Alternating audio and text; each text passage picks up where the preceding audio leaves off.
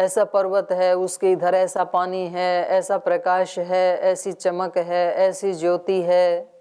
तो ऐसा ऐसा जो वर्णन है विभूति पाद में, व्यास भाष्य में पढ़ लेना। तो सैटेलाइट भी आ गई अब, तो पैदल पैदल चलो, किसी को ना मिला हो तो ऊपर से ही दिख जाता कहीं। तो ऐसा तो कहीं भी दिखा नहीं।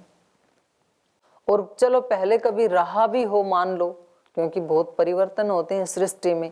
तो यथा ब्रह्मांडे तथा पिंडे, जो ब्रह्मांड में कहा है वो पिंड में भी जरूर छोटे रूप में घटित होना चाहिए।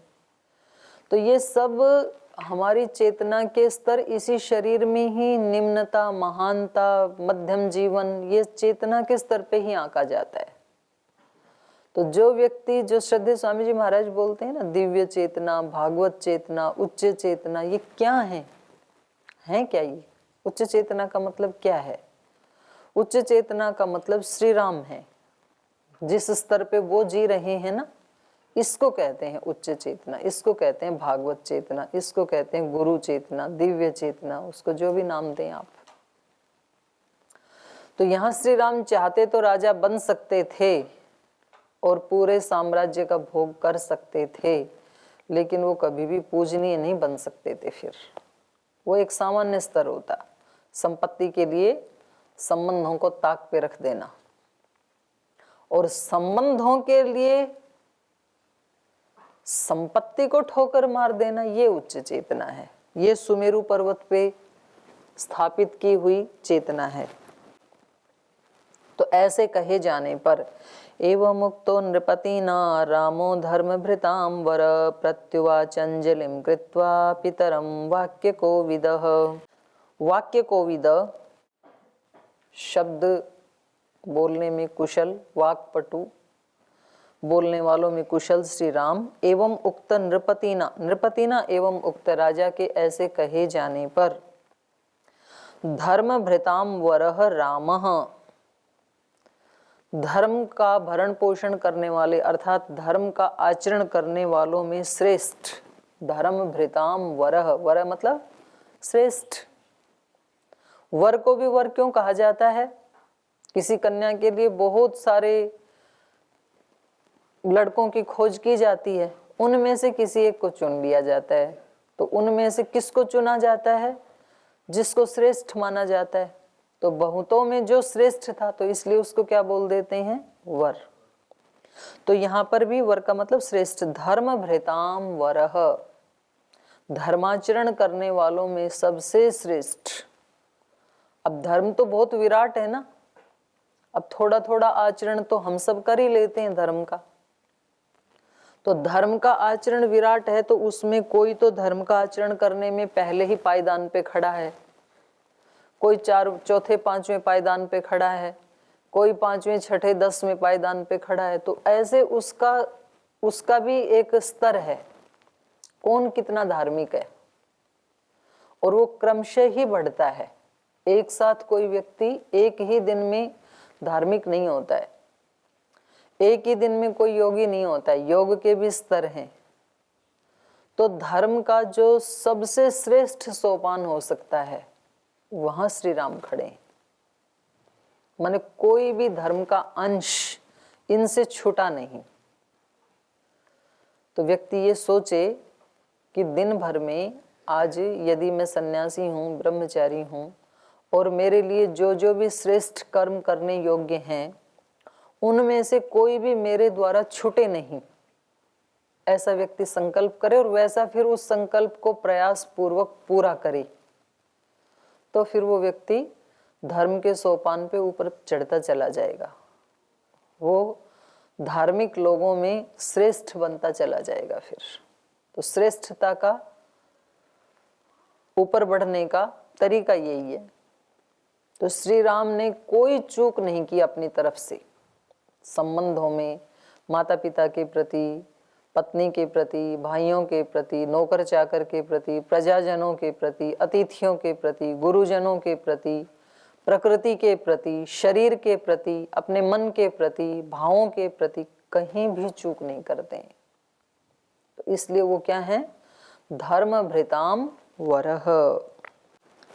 तो श्री राम ने जब महाराजा दशरथ से ऐसे सुना, ऐसे उनके कहे जाने पर प्रत्युवाच अंजलिम कृत्वा, हाथ जोड़कर बोले। अभी तो गुरुकुल में सिखाया जाता है, जब आते हैं ना ब्रह्मचारी, भाई बात करो तो कैसे किया करो, ऐसे किया करो हाथ जोड़ के, ऐसे अकड़ के नहीं बोलते हैं बड़ों के सामने। तो ये कोई नई बात नहीं है गुरुकुल की, ये पुरानी प्रथा है हमारी। पिता से, माता पिता से, गुरुजनों से बात करें तो कैसे करना चाहिए, प्रांजलिम कृत्वा, हाथ जोड़ करके।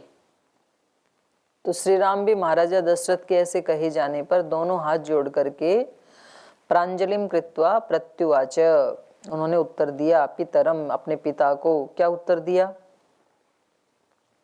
भवान वर्ष सहस्राय पृथिव्या नृपति पतिः अहम त्वरण्ये वत्स्यामि न मे कार्यम त्वयानृतम्। बोले भवान सहस्राय वर्षः पृथिव्या नृपतेः पतिः, मैं कैसे, आपके होते हुए मैं कैसे राजा बन सकता हूँ। राजा तो आप ही हैं और आप ही रहेंगे, और कब तक रहेंगे, हजारों वर्षों तक रहेंगे। आप ही इस पृथ्वी के हजारों वर्षों तक राजा रहें, क्योंकि राजा होने योग्य आप ही हैं, आपके होते हुए मैं राजा नहीं बन सकता हूँ। अहम तो अरण्य वत्स्यामि, और मुझे आपने कहाँ का राज्य दिया है, वन का राज्य दिया है, इसलिए मैं वन में जाऊंगा। न मे कार्यम त्वया नृतम, मेरा काम ये नहीं है कि आपको असत्यवादी बना करके और मैं राजा बन जाऊं, ये मेरा काम नहीं है। मेरा काम है अपने बड़ों को सत्यवादी बनाना, अपने पिता को, अपने गुरुजनों को। हम अपने बड़ों को धार्मिक, सत्यवादी, महान कैसे बना सकते हैं, खुद महान आचरण करके। ब्रह्मचारी अपने आचार्य को अपनी तपस्या से बड़ा बनाता है, तपसा बिभर्ति, ब्रह्मचर्य सूक्त में आया ना मंत्र। अपने तप से वो अपने बड़ों को भी बड़ा बनाता है, क्योंकि ये जितना तप करेगा उतना वो भी प्रेरणा उससे लेकर के आगे बढ़ेंगे। तो यहाँ पर ये कह रहे हैं कि मेरा ये काम नहीं है मैं आपको असत्यवादी बना दूं, क्योंकि यदि ये राज्य ग्रहण कर लेंगे तो कैकेयी का तो वरदान पूरा हुआ नहीं। उसका तो कथन ये था कि आप सत्य का पालन करें, मैंने आपसे वरदान मांगा था, तो वरदान में राम को वन भेजें और भरत को अयोध्या का सम्राट बनाएं। तो अपने पिता की इस प्रतिज्ञा को सत्य करने के लिए मैं वन में जाऊंगा, मैं आपको झूठा साबित नहीं कर सकता हूं। ये बात बड़ी है, लेकिन क्योंकि ये बोलने में अच्छी लगती है, शब्द तो अच्छे लगते हैं, लेकिन जीना है, ये बोलना बोलना नहीं है। वहां जा करके ना वहां कोई झोपड़ी है, ना वहां पर कोई किचन है, ना कोई बिस्तर है, ना पीने के लिए कोई घड़ा है वहां पे, ना गिलास है, ना चटाई है, कुछ नहीं है वहां पे जंगल में। वहां जा करके जीना, और एक दिन नहीं जीना है, एक दिन तो फिर भी आदमी जैसे तैसे करके काट ले, 14 वर्ष जीना है, तो इतना सरल नहीं है ये। लेकिन इसीलिए तो आज भी हम उनको देखो बैठ करके पढ़ रहे हैं, उनके चरित्र को, उस पर इतना टाइम दे रहे, इतना गौरव कर रहे हैं। तो ये इतना बड़ा कार्य है। तो इन्होंने कहा नवपंच च वर्षाणि वनवासे वृहत्यते पुनः पादौ ग्रहीष्यामि प्रतिज्ञान्ते नराधिप। इसलिए हे पूज्य पिता, मैं 14 वर्ष तक वनवासे वृहत्यते, आपसे अलग होकर के, आपसे विलग होकर के वनवास में रहूंगा 14 वर्ष। और प्रतिज्ञान्ते, हे नराधिप, हे नरश्रेष्ठ, प्रतिज्ञान्ते, ये प्रतिज्ञा पूरी होने पर, प्रतिज्ञा के अंत में, पुनः पादौ ग्रहीष्यामि, फिर आकर के आपके चरण स्पर्श करूंगा, फिर आके आपका आशीर्वाद लूंगा।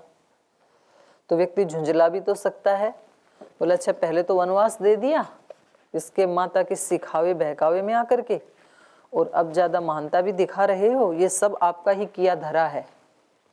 ये भाषा किसकी है, सामान्य चित्त की है। सामान्य चित्त तो ऐसे ही रिएक्ट करेगा, बोले अब ज्यादा नाटक कर रहे हो, अगर आपको मुझे ही राजा बनाना था तो इसकी बात मानना जरूरी था क्या, ऐसे से बोल सकता था, लेकिन उनके शब्द भी संयत हैं, संयमित हैं।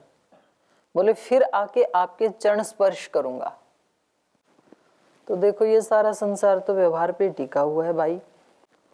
चलिए, रुदन्नार्तः प्रियं पुत्रं सत्यपाशेन संयतः कैकेय्या चोद्यमानस्तु मिथो राजा तमब्रवीत् श्रेयसे वृद्धये तात पुनरागमनाय च गच्छस्वारिष्टमव्यग्रः पन्थानं कुतो भयम् न हि सत्यात्मनस्तात धर्मभिमनसस्तव विनिवर्तयितुं बुद्धिः शक्यते रघुनन्दन अद्य त्विदानीं रजनीं पुत्रमागच्छ सर्वथा एकाह दर्शनेनापि साधु तावच्चराम्यहं दुष्करं क्रियते पुत्र सर्वथा राघव त्वया मत्प्रियार्थं प्रियास्त्यक्त्वा यद्यासि विजनं वनं न चैतन्मे प्रियं पुत्र शपे सत्येन राघव छन्नया चलितस्त्वस्मि स्त्रिया छन्नाग्निकल्पया।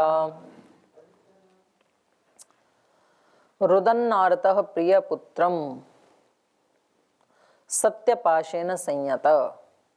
तो ये कह रहे हैं रुदन रोते हुए, आर्तः दुखी, प्रियम पुत्रम अपने प्रिय पुत्र से कह रहे हैं सत्यपाशेन संयत कैकेय्या, कैकेयी के सत्य वचनों में बंद करके उद्यमानस्तु, और उससे वो बड़े विचलित भी हो रहे हैं, तो रोते हुए दुखी होते हुए और कैकेयी के सत्य वचन के पाश में बंधे हुए मिथ राजा अब्रवीत, बड़े दुखी होकर के राजा श्री राम से बोले श्रेयसे वृद्धये तात पुनरागमनाय च गच्छस्व अरिष्टम अव्यग्रह पंथानम अकुतो भयम। हे तात, किसके लिए जाओ वन में? पुनरागमनाय वृद्धये श्रेयसे, आप किसके लिए जाओ? श्रेयसे वृद्धये। तो ये अलग ढंग से यहाँ पर रामायण में धर्म की परिभाषा की है। धर्म को वैशेषिक दर्शन में कणाद ऋषि ने धर्म की क्या परिभाषा की? यह तो अभ्युदय निश्रेयस सिद्धि सधर्म, जिससे लौकिक पारलौकिक उन्नति हो वो धर्म है। तो यहाँ पर ये क्या कह रहे हैं? किसके लिए जाओ? श्रेयसे। श्रेयसे माने निश्रेयसे, निश्रेयस के लिए, और वृद्ध ये मतलब अभ्युदय के लिए। वन में किसके लिए जाओ? निश्रेयसे वृद्धये, अर्थात धर्म का आचरण करने के लिए। आपने आज तक धर्म का ही आचरण किया है, तो अब वन भी जा रहे हो तो किस लिए जाओ? अभ्युदय और निश्रेयस के लिए जाओ, धर्म को मत छोड़ना वहां पर भी। तो श्रेयसे वृद्धये तात पुनरागमनाय च, और फिर दोबारा वापस आने के लिए जाओ। आज भी ना दक्षिण भारत में, जैसे हम हमारे उत्तर में तो बोल देते हैं ठीक है मैं जा रहा हूं, ऐसे बोलते हैं ना हिंदी में, वहां ऐसा बोलना बहुत अशुभ मानते हैं। वो बोलते हैं जाके आ रहा हूं ऐसे नहीं बोलते जा रहा हूं, होक बरती नहीं ऐसे बोलते हैं, जाके आऊंगा। तो यहां भी ये क्या कह रहे हैं? पुनरागमनाय, किस लिए जाओ? दोबारा आने के लिए। संस्कृत में भी ऐसे बोलते हैं पुनर्दर्शनाय। तो यहाँ ये कह रहे हैं आप धर्म का पालन करने के लिए जाइए। श्रेयसे वृद्धये तात पुनरागमनाय च गच्छस्व, पुत्र जाओ, क्योंकि इनको भी पता है ये मानने वाले तो हैं नहीं। एक बार जो निश्चय श्री राम करते हैं, एक बार जो संकल्प करते हैं, फिर उससे कभी भी हटते नहीं हैं। ये भी बहुत बड़ी बात है। व्यक्ति के बारे में बड़ों का ये विश्वास हो जाए कि भाई इस व्यक्ति ने एक बार जो बोल दिया ना, अब ये हटेगा नहीं, अब समझ लो ये काम हो ही गया। तो आप ऐसा विश्वास अपने बड़ों के दिल में पैदा कर दें अपने तप से, पुरुषार्थ से, तो ये बहुत बड़ी उपलब्धि समझना आध्यात्मिक मार्ग की, आध्यात्मिक जगत की।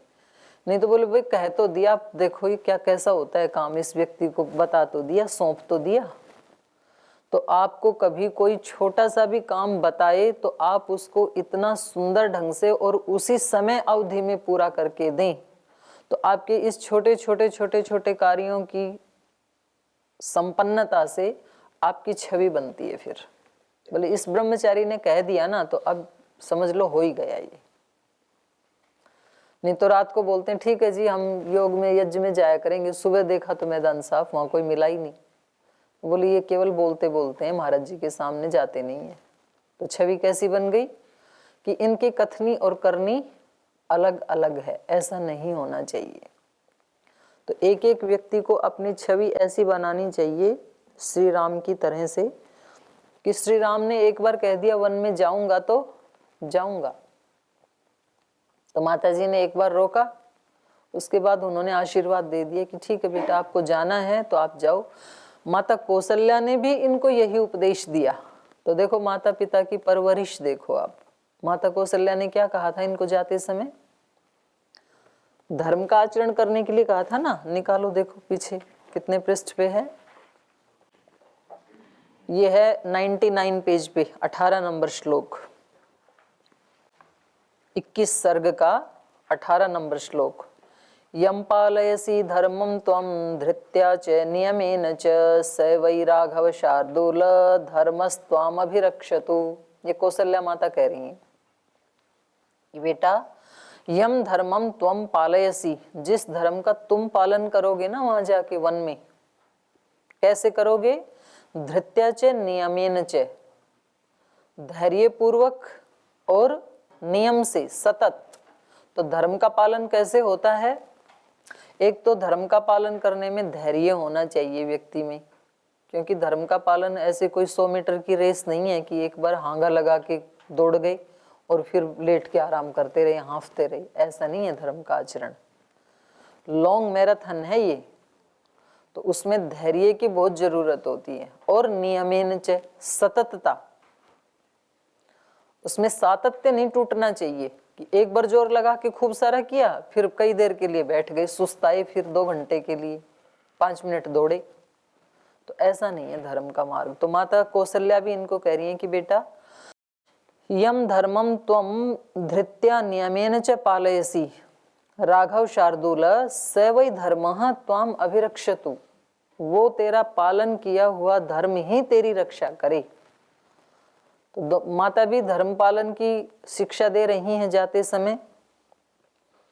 और नीचे इन्होंने ये टिप्पणी में दिया, धर्म एव हतो हन्ति धर्मो रक्षति रक्षितः तस्मात् धर्मो न हन्तव्य मानो धर्मो हतो वधित।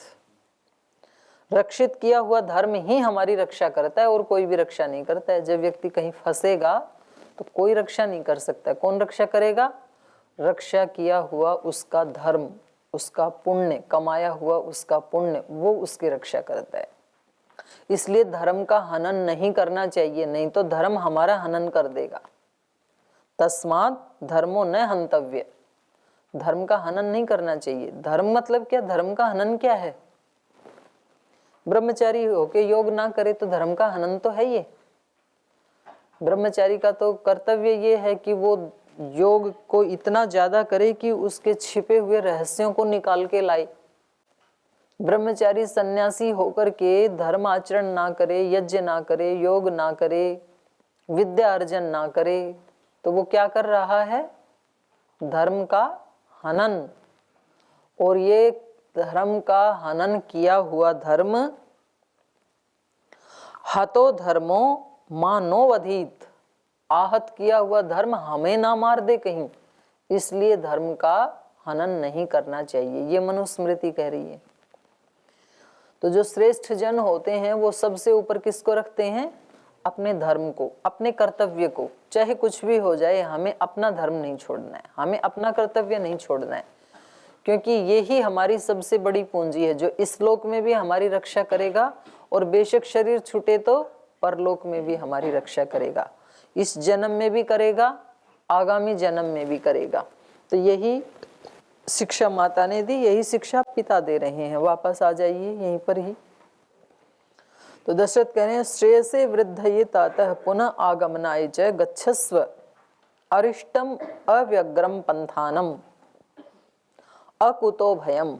माता कौशल्या ने भी यही बातें कही थी कि आपकी सब तरफ से धर्म रक्षा करे, कहीं से भी आपको कोई कष्ट ना हो। तो ये भी देखो यहाँ पर ही है, वहीं 99 पृष्ठ पे ना, ये 2 श्लोक देखो 19 और 20। 19 वाले में माता जी कह रही हैं, राक्षसानाम पिशाचानाम रौद्राणाम क्रूर कर्मणाम क्रव्यादानम च सर्वेशाम माँ भूत पुत्र का ते भयम। जंगल में तो ये सब मिलेंगे, राक्षस पिशाच रुद्र क्रूर कर्म करने वाले मांसाहारी, ये सब मिलेंगे, लेकिन इन सब से आपको कोई भय ना हो, क्योंकि आप धार्मिक हैं। तो आपके धर्म का बल आपको कभी भयभीत नहीं होने देगा इनसे। और फिर कहा, आगमास्ते शिवा संतु सिद्ध्यंतु च पराक्रमा स्वस्ति ते अस्तु अंतरिक्षेभ्य पार्थिवेभ्य च पुनः पुनः। माने सारी प्रकृति, अंतरिक्ष, पृथ्वी, दिशाएं, आपका आना जाना, पथ, सब आपके लिए क्या हो? कल्याणकारी हों। ऐसे ऐसे आशीष माता कौशल्या ने इनको दिए। आशीर्वादों की बहुत बड़ी महिमा है व्यक्ति के जीवन में, इसलिए व्यक्ति को कुछ भी खो करके आशीर्वाद नहीं खोना चाहिए अपने बड़ों का। बहुत शक्ति होती, बहुत बड़ा विज्ञान है ये कोई अंधविश्वास नहीं है। तो जैसे माता से उन्होंने आशीर्वाद लिया, ये आशीर्वादों की जो पूंजी है, शक्ति है ना, ये व्यक्ति को कितना बल देती है, ये तो जिसको मिली है ना वो महसूस कर सकता है, जिसको नहीं मिली वो भी महसूस कर सकता है। वो व्यक्ति कितना उद्विग्न रहता है, कितना ज़्यादा वो बेचारा भयभीत रहता है, कितना अपने आप को शक्ति से हीन समझता रहता है। एक चित्त का ना ऐसे विचलन बना रहता है जब बड़ों के आशीष साथ नहीं होते हैं। तो आप परीक्षा देने के लिए जा रहे हैं और कोई बड़ा आपको मिल गया और आपने उनका आशीर्वाद लिया नहीं, क्योंकि आपको जल्दी थी, देर हो रही थी, तो आप निकल गए।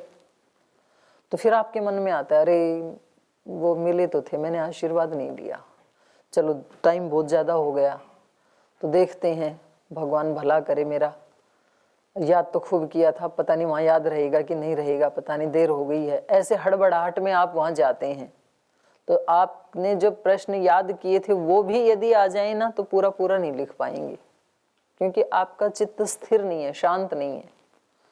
और यहाँ से जाते समय आपने टाइम से उठे, टाइम से अपने सब कर्तव्य कर्म किए, जाते समय गुरु का आशीष लिया, आशीर्वाद लिया, बड़ों के आशीर्वाद लिए। उन्होंने कहा, जाओ भाई, हमारी बहुत शुभकामनाएं, आपका बहुत अच्छा पेपर हो।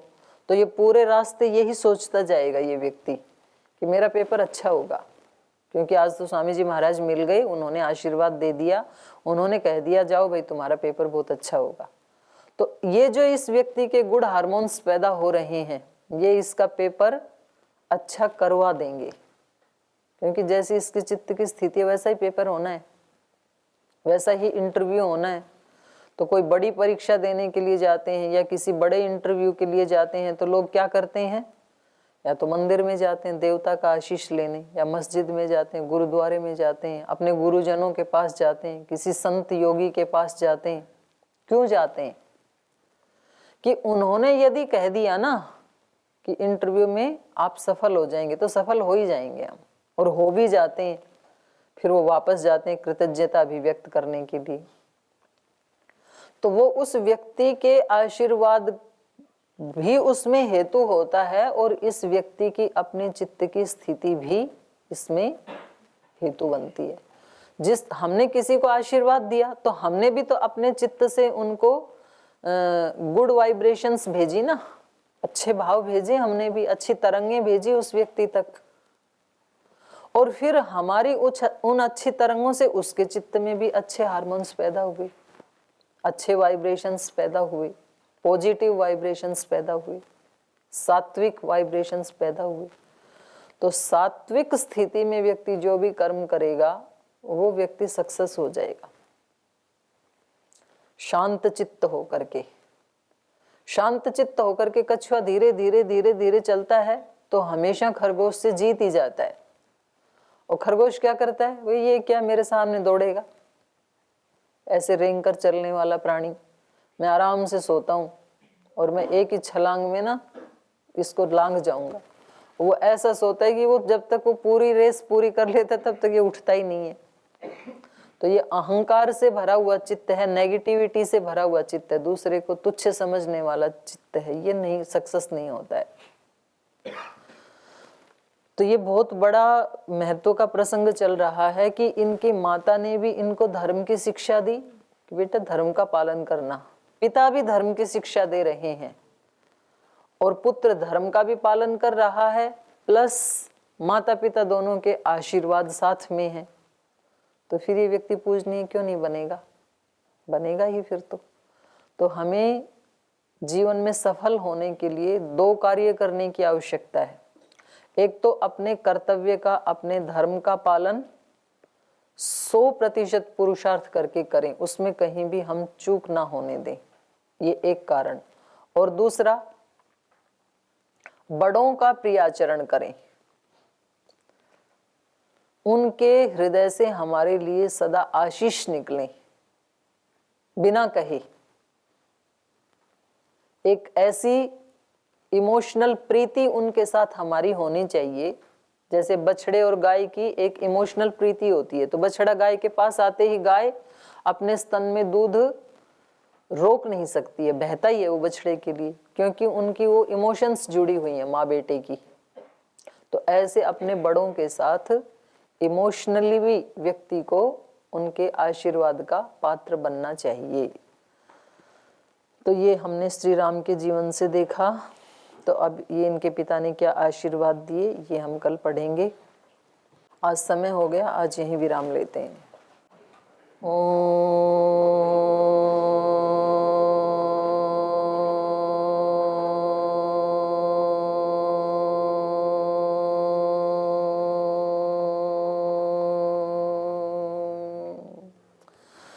शांति शांति शांति ही। श्री गुरुभ्यो नमः। राम का गुणगान करिए, राम का गुणगान करिए, राम प्रभु की भद्रता का, सभ्यता का ध्यान धरिए, ध्यान धरिए, राम का गुणगान करिए, राम का गुणगान करिए। राम के गुण चिरंतन, राम के गुण चिरंतन, राम गुण सुमिरण रतन धन, राम गुण सुमिरण रतन धन। मनुजता को कर विभूषित, मनुज को धनवान करिए, ध्यान धरिए, राम का गुणगान करिए, राम का गुणगान करिए, राम का गुणगान करिए। ओम श्री